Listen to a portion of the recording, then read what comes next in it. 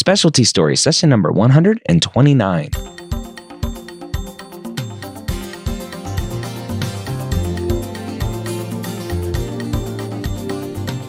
Whether you're a pre-med or a medical student, you've answered the calling to become a physician.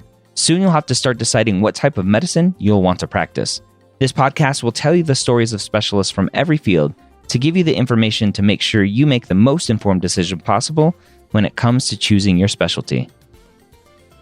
Welcome to Specialty Stories. My name is Dr. Ryan Gray, your host here every episode, and I'm excited to bring you another great conversation with a physician today. Our physician today is a psychiatrist, someone who's been out of training now for 10 years and is up at UC Davis. And she does some amazing things with gun control, with just tons of awesome outreach to the community. We have a great conversation with Dr. Amy Barnhorst, and we start the conversation with how Dr. Barnhorst first became interested in psychiatry. I think it was on my third year psychiatry clerkship. When I went to medical school, I was like, I'm not sure what I want to do, but definitely not psychiatry. That was the one thing. I'd never met a psychiatrist. I didn't understand what they did. It didn't really seem like medicine to me. But when I did my clerkship, I realized what psychiatry actually was, and that it was, in fact, very medical, and that it was really fascinating and interesting, and that there was a huge need for it, and that so many of the other problems that people struggled with were actually, behavioral or psychiatric in nature. And I really liked the people of my service. I think that was part of it. I had these two interns that I worked with that I just really connected with and really liked. And they were kind of funny, interesting, well-rounded people with kind of like a little bit of a dark sense of humor. And I really appreciated that. And I was like, oh, these are my people. Yeah. Were there any other specialties in the running before psychiatry took over? Yeah, I think I was, anybody who knew me would have said, probably myself included, that I was on the track to being an ER doc.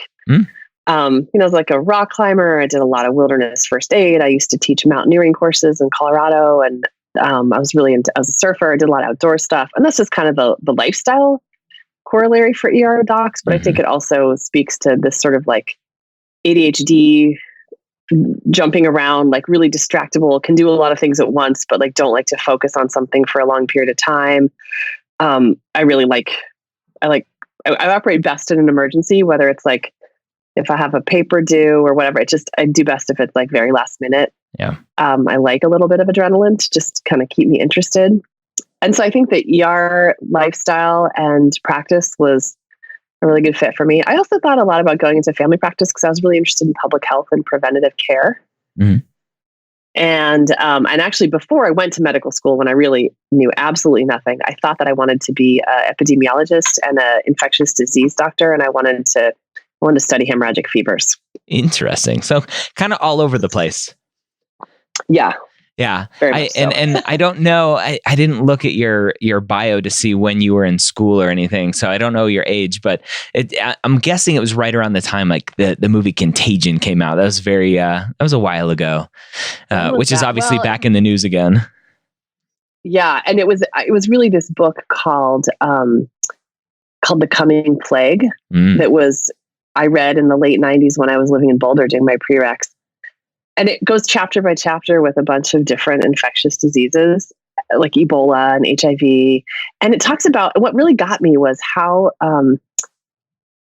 it wasn't really the way the virus was built or the way that, RNA replicated that made the thing so lethal. What made epidemics so lethal was the social and political and economic structure of the communities that they affected. And that was what was so fascinating to me. And it's funny because I didn't do a lot of that in my psychiatry practice, but I have since gotten into doing a lot of work with gun violence prevention. Yeah. And it is the same thing. It is not necessarily, bullets are very lethal, yes, but our gun violence problem here is not just about the lethality of the weapons. It's about the social and the political and the economic drivers the same way, the Ebola epidemics are about those same things. Yeah. Interesting. What are the biggest misconceptions or myths around psychiatry?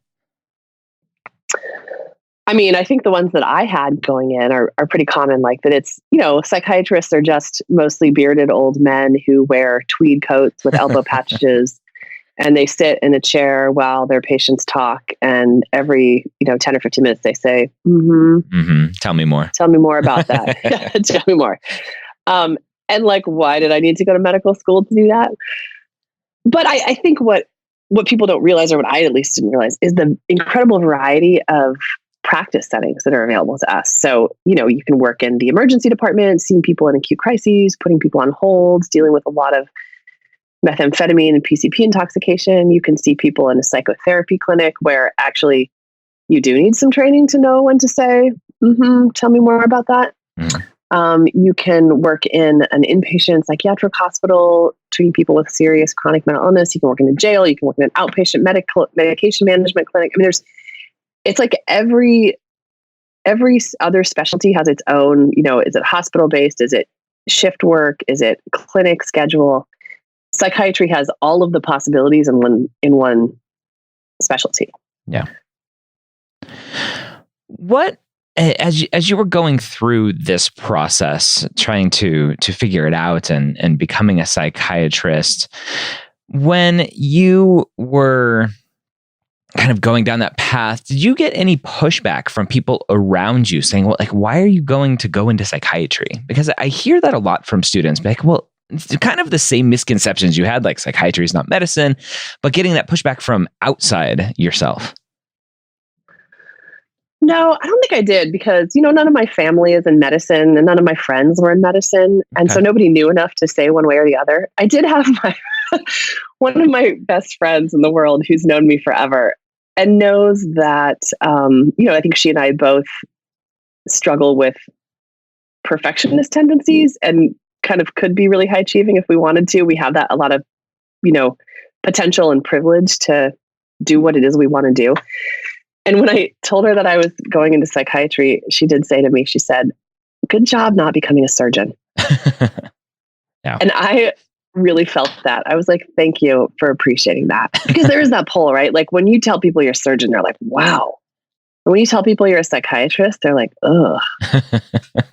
Yeah. Total opposite ends. It's interesting. Yeah. And like, you kind of know that going into it. But I would say that mostly I talked to other psychiatrists here at Davis, and residents and attendings, and everyone was like, yeah, we all go through this. We all have to, there's a little bit of a loss of hanging up the prestige of being a doctor in other specialties and the respect. But what you make up for it is like that we generally are pretty happy specialty. We really enjoy our work.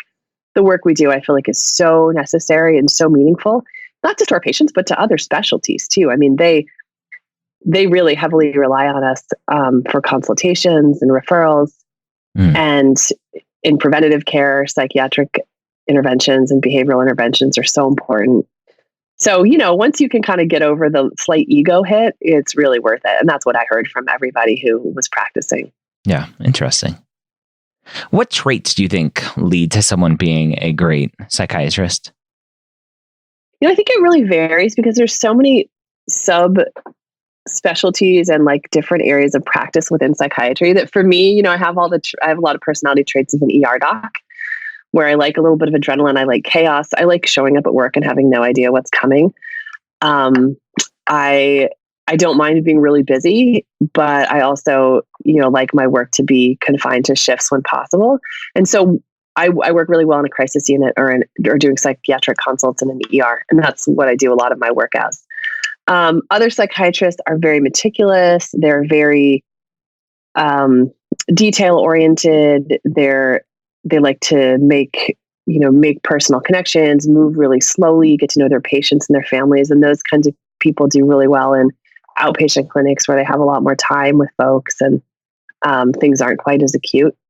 So I think that like whatever your personality traits are that leads you to a certain style of practice, there's a match for you in psychiatry. But one of the main things is you have to be introspective enough to know what it is that you're bringing to the table versus what it is that actually is from your patient, because so much about psychiatry is from the interaction with the other person. And if you don't know that the tension in the room is actually from you, or that the reason that they're acting removed and quiet is because you've pushed them away or rebuked them in some manner, if you're not willing to acknowledge what it is you bring to the table, it's hard to be a good psychiatrist in any of those settings. And that's why in psychiatry, we actually really encourage residents while they're in training to do their own personal therapy. Because that way they have a better understanding of like, what are their own personality traits? What are their own, assets and flaws that they bring to every relationship they're in, whether it's a professional one or a personal one? And what sorts of reactions do they elicit from people? How do they make people feel? How do people see them in the world? And having that kind of perspective on yourself is, I think, really crucial. And without it, people can get into a lot of trouble. It seems like it would be very hard. One of the myths or misconceptions of psychiatry that you didn't mention, but you hear it all the time, is the whole "it takes one to know one" kind of thing. But I think everyone in this world is struggling with something. And as you were talking about, right, what is the physician, what is the psychiatrist bringing to that interaction? And how is a resident, especially someone early on in their training, early on in these interactions, so how do they get good at putting aside their own biases and their own reactions from dealing with the issues with their mom, and they're sitting in front of a patient who's just reminding them of their mom this whole time? Yeah, exactly. I mean, that's a perfect example of it. It's like, how do you separate yourself out from that? How do you hear about somebody else's, breakup and respond in their best interest when you're going through a similar situation? How do you take yourself out of the equation, or at least acknowledge what your contribution to that equation is? And it's hard, and it takes a certain kind of person. And I'll be honest, not every psychiatrist can do it. Yeah. So, I would say that I think that psychiatrists are kind of a bimodal distribution in terms of like maybe like perspective and psychological well-being. Like the bulk of psychiatrists that I know are really awesome, smart, mature people who, a lot of us have had careers before we went into medicine. We really saw the importance of this kind of work. We felt like we had the coping skills and the personal perspective to be able to do this kind of work. But then there's like a little bump on the other end that is like the people who are here because either they're trying to rectify their own bad experiences in their mental health care, or they want to know what it is that's made them suffer from psychological problems all their life. And that's why they focused on this. So there's this kind of like this other subset of psychiatrists that, aren't quite as well adjusted. Yeah. Well, that's every specialty. That's not just psychiatry, but it seems to be more important potentially for psychiatry. But I think you can get away with it more when you're like an anesthesiologist and your patients are asleep, but yeah, maybe your colleagues would notice. What does a typical day or a typical week look like for you? Oh God, there's no such thing for me, but I think for a lot of psychiatrists there is. I have sort of a weird setup right now. I'll tell you what this week looks like. This morning, I was in the county crisis unit, covering patients there, working with 2 residents and a medical student who is 4th year. This afternoon, I'm doing this podcast and working on firearm violence prevention curriculum that I'm helping develop for the UC Firearm Violence Center that was funded by the state of California out here. Tomorrow, and the next day, I'm actually covering for our consultation liaison service at the UC Davis Hospital, which is a really big hospital. And we're, I think, the second busiest consult service there. Wow. So I think in a lot of places, the psychiatric consult service is like, really small and they get called every once in a while. We are like an integral part of care for a lot of the teams. Plus, the emergency department really relies on us for taking care of patients in the ED because they'll have up to 20 to 30 patients on a psychiatric hold in any given day. So tomorrow I'll be consulting on those patients and seeing people, in the ICU, on the surgical and medical floors in the hospital. Then Thursday, I'm back to my firearm violence prevention curriculum project that I'm helping develop, meeting with my team. And then I am doing some things. I'm the vice chair in my department. So I'm covering for my chair while she's gone. So I'm doing some meetings with hospital leadership about a new unit that we've developed. And then in my free time, I have to finish up a 1-pager for one of our congresswomen here who requested that I submit something about the methamphetamine crisis in the Western states and how it contributes to homelessness and increasing crime rates and increased healthcare and psychiatric bed usage.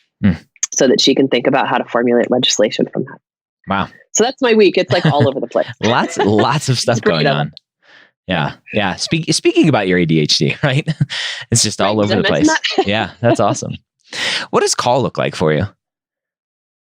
For me here, well, it depends. So I cover call for the jail. I cover call for the county inpatient hospital and crisis unit. And I cover call for the UC Davis Hospital.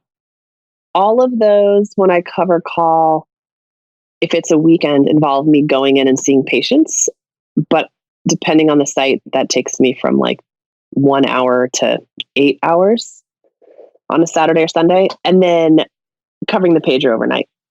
When I cover the pager overnight, I usually don't have to go in unless there's, been a certain kind of event in a certain kind of setting. So I'd say like 1 in 10 nights I have to go in. Mostly it's home call and fielding pages about like, hey, this person has a headache and they need Tylenol. Hey, this person has chest pain. Do we need to send them to the ER? Hey, this person, is saying their voices have gotten really bad.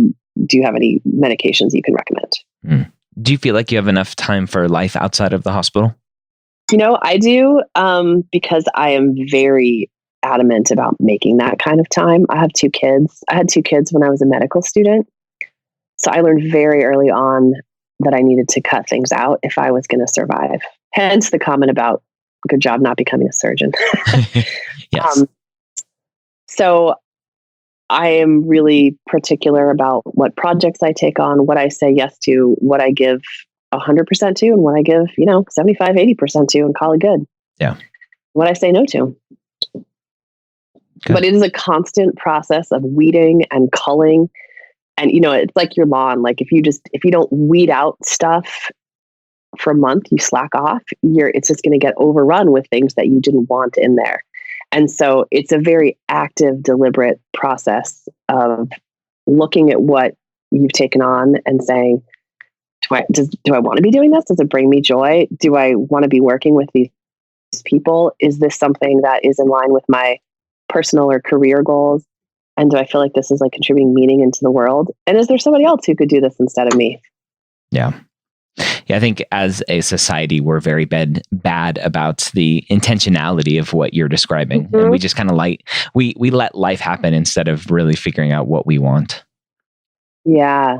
And part of it is too, we're all in medicine because we want to help people and we like to make people feel better. We like to please them. Mm-hmm. So it's hard to say no. And I actually feel like I'm good at it because I'm kind of a jerk.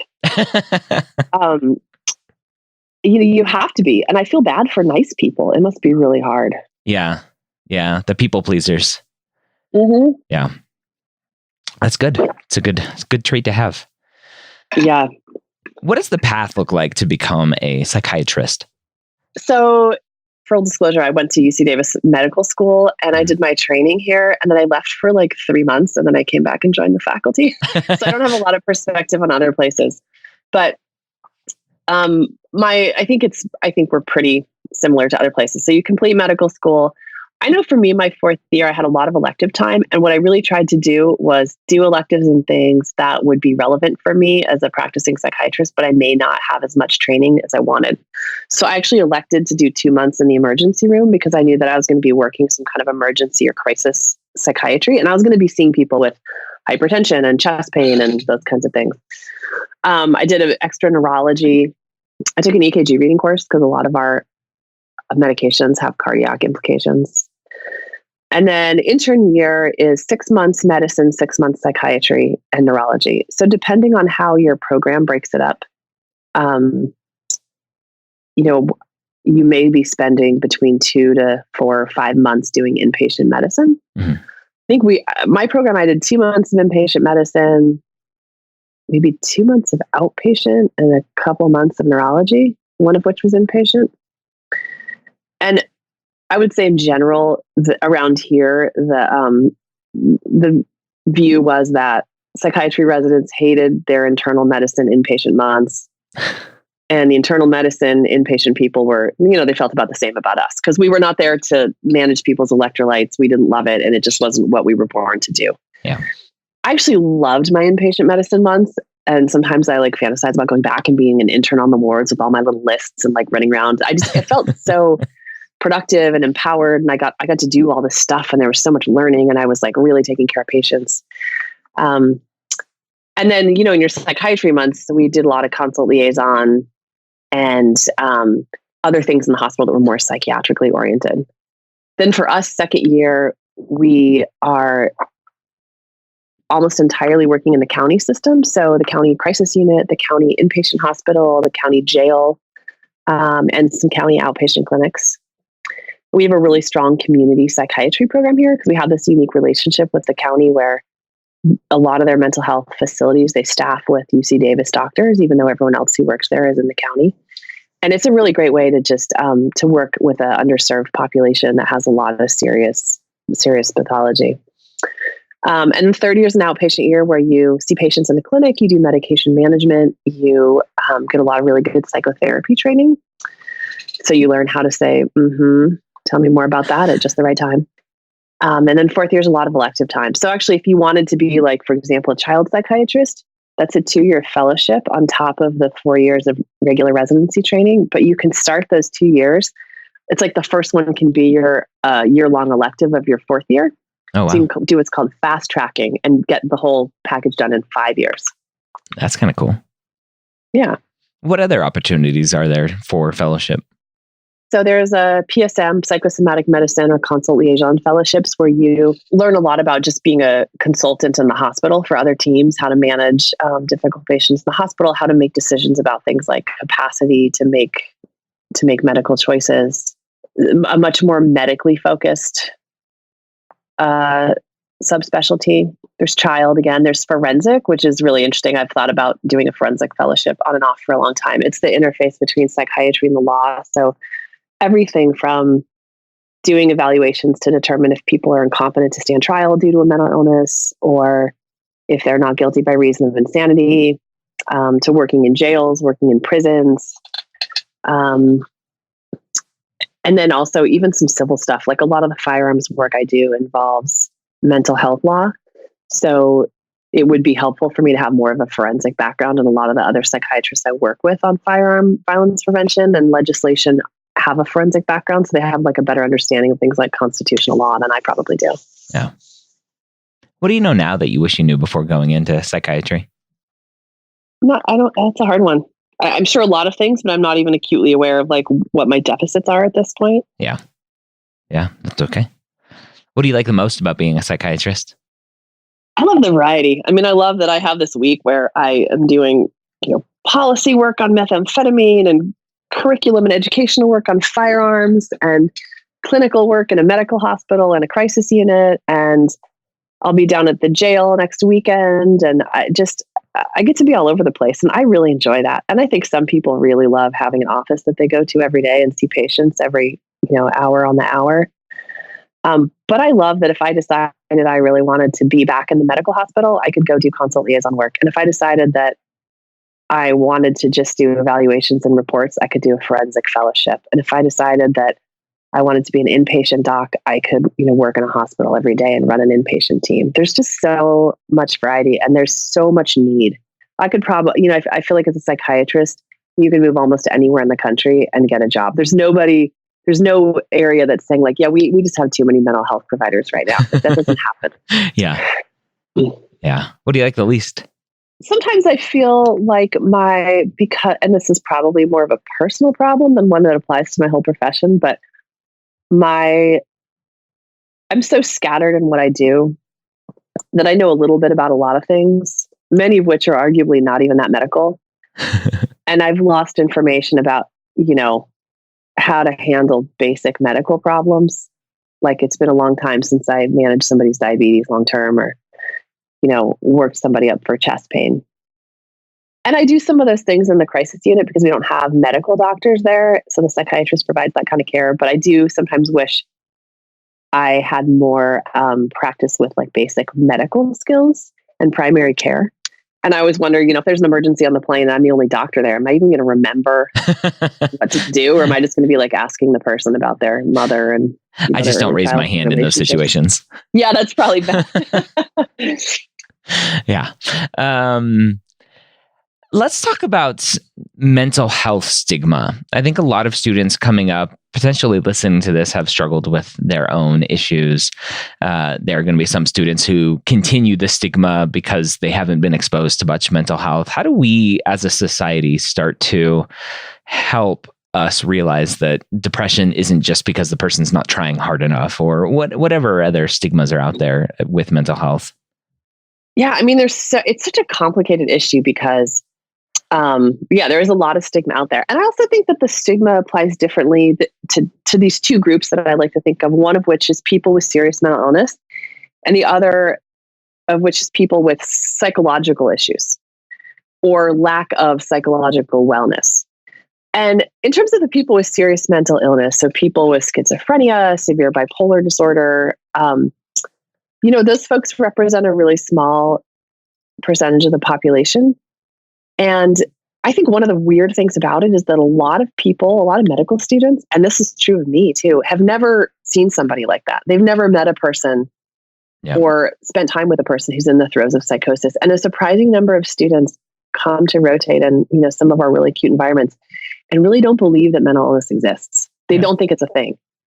And then they meet some of our patients and they're like, okay, I get it now. But they just had no idea. Yep. And because if you have diabetes or lupus or, hypertension, you have a family, you have a job, you can go to school, you fit in the fabric of society. Yeah. And so you're around. So everybody knows somebody who has a seizure disorder. And there's also a test for that. And there's a test for that. And so it's really clear to be like, okay, this person is not faking their high blood pressure. Yep. That's what this is.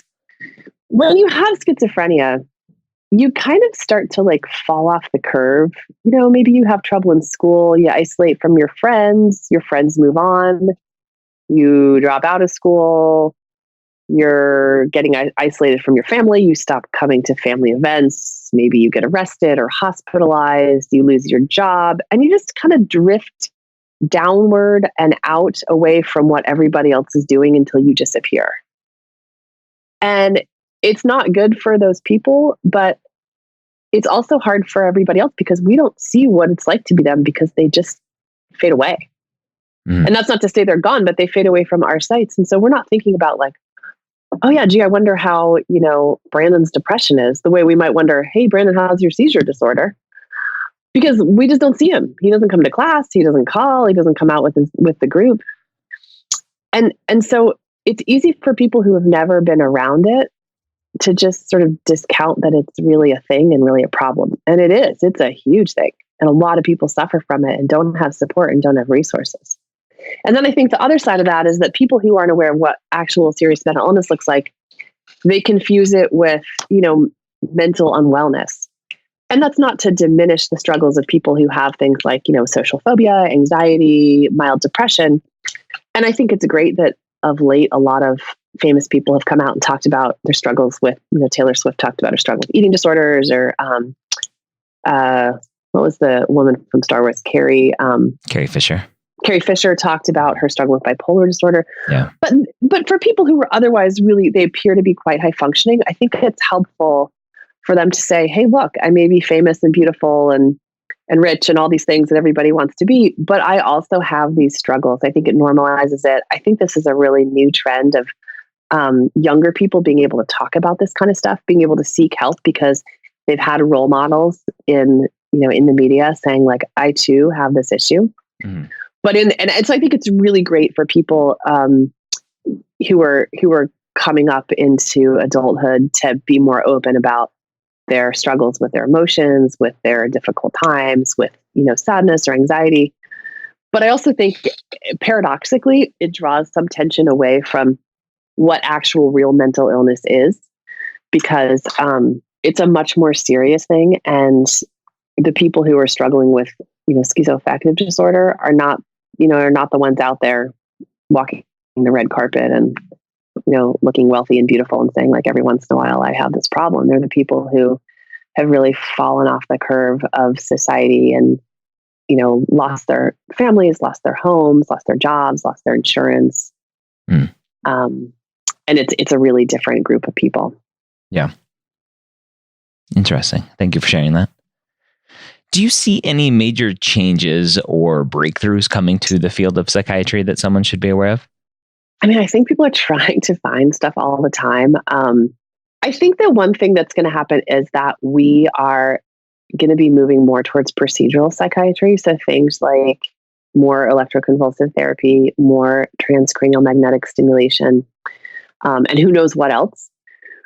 We just, there haven't been that many breakthrough psychiatric drugs on the market recently. In the 60s and 70s, when antipsychotics really hit the market, it was a huge change in the way things were done, not just in terms of treating individual patients, but the nationwide system in general, because now people with chronic psychotic disorders could actually get better. Antidepressants, though they were heralded as being equally amazing when they came out, they've not quite panned out to be so dramatically awesome. I think there's really a lot of question as to how much benefit they have above placebo, but I think they do help a lot of people. But for the last 10 or 15 years, there's not really that much that's hit the market that's been the total game changer at all. So I think people are going to start looking towards other modalities, and that's what we're going to see next. Yeah. Interesting. You mentioned gun violence and gun advocacy, and it sounds like you're very interested in that. And your bio shows that you have some membership in some firearm control stuff. How do we, as a society, fix our gun violence issue? Yes, ironically, I got involved in that basically as the voice of somebody saying, hey, this is not a mental health or a psychiatric issue. I got involved after Sandy Hook and more involved after each other mass shooting, when people would really turn the discussion towards hey, this is a mental health problem. The mental health system should have found this guy, should have put a stop to this. The mental health system failed us. And, being the front lines of that mental health system and having had the police bring into the crisis unit where I work a couple of different guys who had made very similar threats to shoot up their school or a public area. I know how hard it is to really make a diagnosis of a mental illness in people that actually just seem really angry and entitled and unempathic. And I know how much harder it is to treat those traits in someone. And so it's pretty futile to keep them in a hospital. And that's if the police actually are able to find them and bring them in, which oftentimes they don't. And so my first involvement with this was, writing some opinion pieces for the Sacramento Bee and also for the New York Times about what it actually looks like on the ground to say the mental health system is responsible for this, where that logic falls apart. And I think a lot of people who don't know exactly what happens in the process of an involuntary mental health detention were like, oh yeah, I kind of thought this wasn't a viable solution, but now I really see the nuts and bolts of why it's not. And so that became my main role in it, and really explaining through the existing civil commitment procedures and mental health law why the mental health system was not going to be a viable option for stopping mass shootings in this country, and how much of the violence here is not due to mass shootings, and how much suicides are not clearly preventable by just hospitalizing everybody with depression. And so it really brought out that public health epidemiology part of me that had been latent since I wanted to be a expert in hemorrhagic fevers when I was in my 20s and didn't know any better. And so I really appreciated reapplying those same principles to this problem and working with a great team down here at the UC Fire and Violence Prevention Center that includes, criminologists, epidemiologists, ER docs who are doing great research and teaching about this topic. Yeah. Awesome. If you had to do it all over again, would you still be a psychiatrist? Yeah, I think I would. Every once in a while, I'm sorry I didn't become an ER doc, but then I remember there were reasons that I didn't become an ER doc, and those reasons still stand. And the main one is that I can't really stay up past 10 p.m. But I also think that there's something about, emergency medicine, and I'll, not to pick on their specialty, but this is also true of surgery or OB, where you're working in one setting all the time doing a really similar thing, whether it's, delivering babies or doing appendectomies or, covering shifts in the emergency department. And there's not a lot of room to move around or branch out. Whereas in psychiatry, again, I just get that variety where I'm like, I can go do ER style shift work for a while. That's really chaotic and busy. I can open a psychotherapy practice if I want a couple days a week. I can run an inpatient team. There's so much variety. So whatever setting fits not just my, personal whims, but also my lifestyle, the needs of my family, my kids, what kind of schedule I can have, I can adjust things. And I really like that. Any last words of wisdom for the pre-med or medical student listening to this, thinking about psychiatry? Yeah. Don't forget that psychiatry can be a very evidence-based medical specialty. And it is one that is so necessary. You will always have job security. Your patients will always need you, and so will all of your colleagues. And you will never be bored because we don't know the half of how the brain works yet. And it is always interesting. All right. There you have it. A great conversation with a non-traditional student who found her passion for psychiatry, thinking, I'm not going into psychiatry, but eventually making it there and loving it. Hopefully you learned a lot from our episode today about psychiatry and something maybe that you are now interested in. Go reach out, go find a mentor.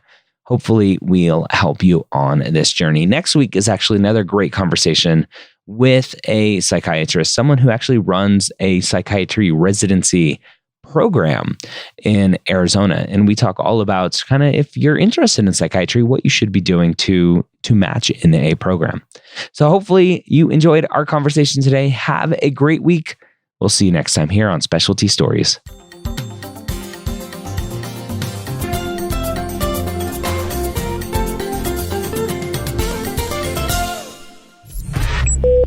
This is MedEd Media.